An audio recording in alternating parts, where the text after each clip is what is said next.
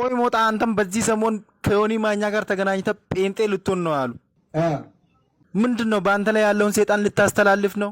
አንተ ለማይልሽ ሰልሳላ ጭንጋፍ በጆሮ ላይ ነው ማነድብ። ውጣ ተብላን ውጣ ተብላ። ቆይ ሞጣ አንተ አሜሪካ ላይ ቀን ቀን ምን እየሰራክ ነው የምትውለው? ምን አገባኝ? አይ ሰዎቹ እንዳሉ ከሆነ ሞጣ አሜሪካ ላይ ቀን ቀን እንጨት እየፈለጠ ውሎ ነው ማታ ማታ ላይቭ ላይ መጥቶ የሚጮው ስላሉ እኮ ነው። አንተ ጣውላ ራስ። እኔ አይደለሁም እንደዛ ያልኩት ሞጣ፣ የምር እኔ አይደለሁም። ሰልሳላ ጭንጋፍ በጆሮ ላይ ነው ማነድብ።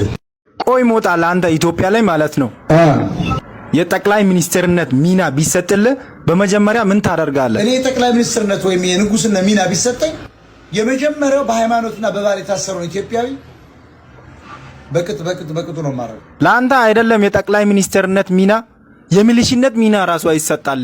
አንደደብ ቅማጫ ደንቆሮ መሃይም አንተ ጣውላ ራስ